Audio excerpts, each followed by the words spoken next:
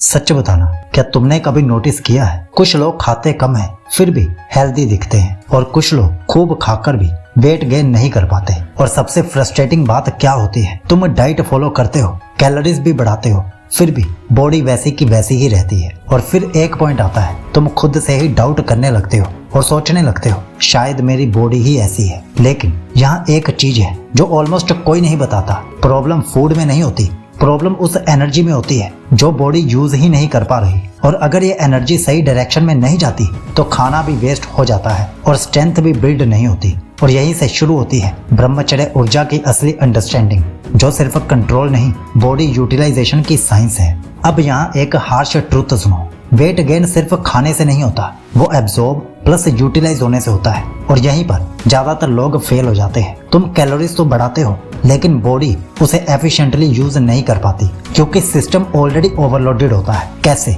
दिन भर distractions, random thoughts, constant stimulation और अनकंट्रोल्ड अर्ग से। ये सब क्या करते हैं? नर्वस सिस्टम को अनस्टेबल बना देते हैं, डाइजेशन को कमजोर कर देते हैं, रिकवरी को स्लो कर देते हैं। और इसका रिजल्ट क्या निकलता है? तुमने खाना खाया लेकिन बॉडी ने उसे स्ट्रेंथ में कन्वर्ट ही नहीं किया। और तब लोग बोलते हैं मेरा मेटाबॉलिज्म फास्ट है, लेकिन रियलिटी क्या है? मेटाबॉलिज्म फास्ट नहीं, सिस्टम स्कैटर्ड है। अब यहाँ ब्रह्मचर्य एंटर करता है, लेकिन वेट गेन के कंटेक्स्ट में इसका रोल बहुत लोग गलत समझते हैं। ये डायरेक्टली मसल नहीं बढ़ाता, लेकिन ये वो चीज फिक्स करता है जिससे मसल बन ही नहीं पा रहा था। कैसे? जब तुम इम्पल्सेस को कंट्रोल करते हो तो बॉडी का इंटरनल सिस्टम स्टेबल होने लगता है, डाइजेशन इंप्रूव होने लगता है, न्यूट्रिएंट एब्जॉर्प्शन बेटर होने लगता है, रिकवरी फास्ट होने लगती है और सबसे powerful change, body energy waste करना बंद कर देती है। अब वही खाना जो पहले फैट या वेस्ट हो रहा था धीरे धीरे स्ट्रेंथ और साइज में कन्वर्ट होने लगता है। और यही रीजन है कि कुछ लोग सडनली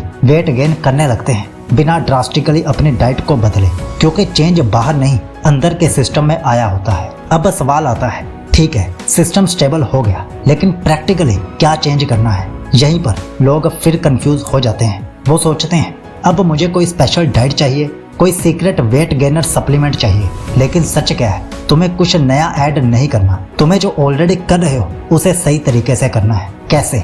खाना खाते टाइम डिस्ट्रैक्शन कम करो, जल्दी जल्दी खाना या हड़बड़ी में खाना बंद करो। और सबसे इम्पोर्टेंट, ओवर ईटिंग से बचो, क्योंकि जब सिस्टम स्टेबल होता है तो बॉडी खुद सिग्नल देती है उसे कितना चाहिए। और एक पावरफुल हैबिट अपनाओ, खाना खाने के बाद तुरंत फोन या स्टिमुलेशन अवॉइड करो, 10 से 15 मिनट शांत रहो। ये छोटा सा चेंज डाइजेशन को नेक्स्ट लेवल पर ले जाता है। और यहीं से शुरू होता है रियल वेट गेन, जो सिर्फ स्केल पर नहीं बॉडी फील में दिखता है। लेकिन यहाँ एक ट्रैप भी है जिसमें 90% लोग फंस जाते हैं। वो ब्रह्मचर्य स्टार्ट करते हैं, डाइट भी ठीक कर लेते हैं, लेकिन पेशेंस लूज कर देते हैं। क्यों?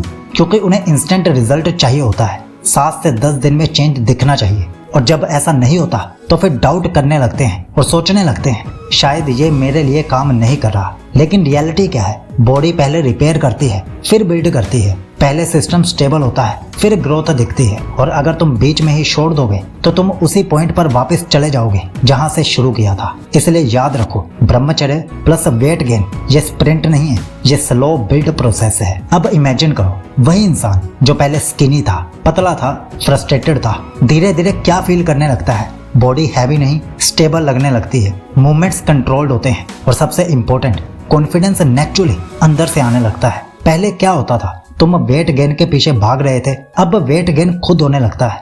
पहले तुम खुद को पुश कर रहे थे, अब बॉडी अपने आप कोऑपरेट कर रही है। और यही वो मोमेंट है जहां ट्रांसफॉर्मेशन विजिबल होने से पहले फील होने लगता है, पोस्चर बदलता है, प्रेजेंस स्ट्रांग होती है और लोग सब्टली तुम्हें नोटिस करने लगते हैं। बिना कुछ बोले तुम अलग फील होते हो। और यही असली जीत है, सिर्फ वेट गेन नहीं, बॉडी का पूरा कंट्रोल।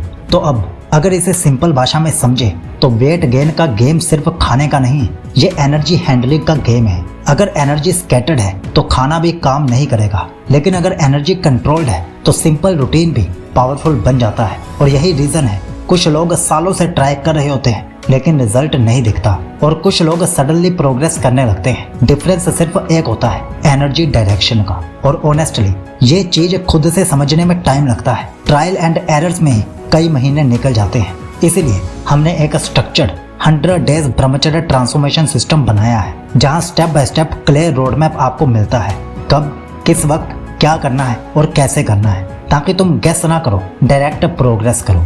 इसकी पूरी डिटेल तुम्हें डिस्क्रिप्शन और पिन कमेंट में मिल जाएगी।